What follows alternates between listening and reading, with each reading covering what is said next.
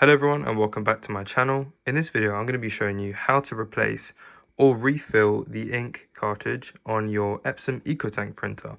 Now for the purpose of this video I'm going to be using an Epson EcoTank 2860, but if you have a different Epson EcoTank you'll realize that they all work the exact same way. So this pretty much applies to all EcoTanks.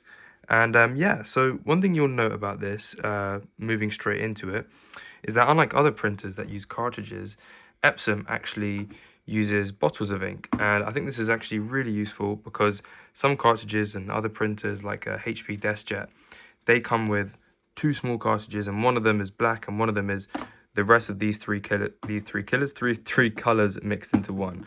And so it's not very ideal. So what I like about the Epson EcoTank is that you actually get these bottles that you will then refill into these individual areas on the printer itself. So it's really useful. I think this will definitely save money in the long term as well, because I mean there's a lot of ink inside of these bottles, so I don't think I'm going to run through this for a very long time. Now for this printer I'm going to be using the 104 ink. This one actually came with the printer itself. When you get these, they come in quite a sealed package. There's almost airtight vacuum sealed plastic around it, so make sure you peel that off first, of course. So yeah, let's get straight into it. So first things first, all EcoTanks handle this slightly differently. Some of them require you to take off the lid, some of them don't. But to access the ink tray in this EcoTank and most of the newer models, what you have to do is you look for these little grooves on the side. These are kind of just to guide your thumb. And this is actually a cap that very simply clicks open and closed. Now inside, you'll notice a few things. So first things first, we have the type of ink that your printer requires. This is really important. Not only does this determine the type of ink, but it determines the actual cap on the inside, whether it fits on or not. So if your cap doesn't fit, then the ink simply won't come out, even if it's probably the right ink, because realistically, how different can the ink be? And then under, you have the signifiers / labels that will show as to where you should actually insert the ink.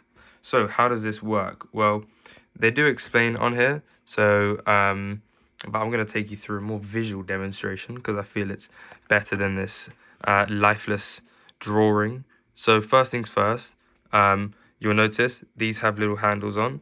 What you'll do is you'll pop these open.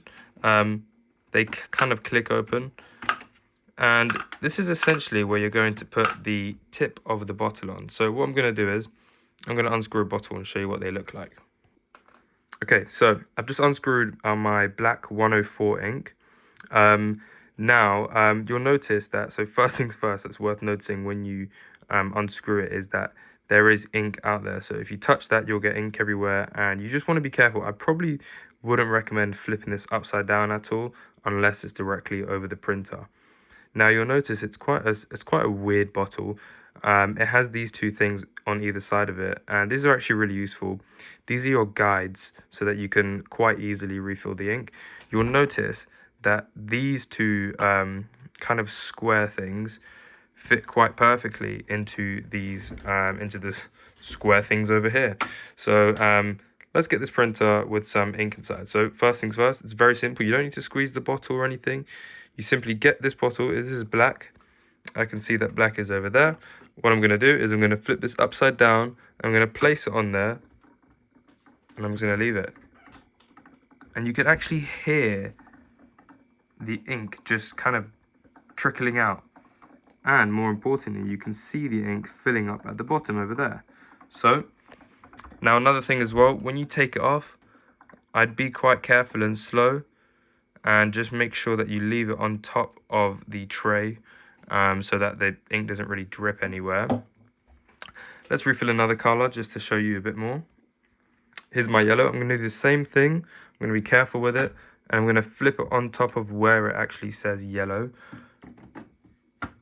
Now remember, the ink will actually only come out once it's pressed down. So I think there's a certain threshold that it reaches once it's actually pressed down onto these guide things. You can see I just got some ink on me, and then the ink will actually come out. So I'm going to fill mine about halfway, I'd say. And then I'm going to slowly take it out, make sure I don't get some anywhere.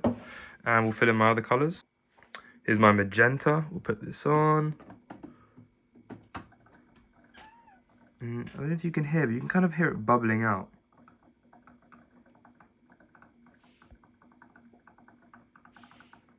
And you can see it filling up. And you can actually, it's got little guides there for the levels. I like this because a lot of other printers with actual ink cartridges, you can't really tell how much ink is left. A lot of them give an estimation on the app as to how much ink is left, and I don't find that very useful. Look, you can see that one actually dripped. And I've actually already got some blue in there, a tiny little bit in the corner. And so, yeah. Now, before I end this video, obviously make sure you close every single one of the caps once you're done. Shut that. Now, it was probably worth mentioning that I do recommend doing this with the printer off, but it won't really make much of a difference. Obviously, don't do this in the middle of a print job itself. And yeah, so when you turn on the printer, it will recognize that there is ink in it overall. And that's everything. So thank you very much for this video. I hope you enjoyed. Please like and subscribe and check out my other channel for more Epson printer. Thank you, more Epson printer content. Thank you very much.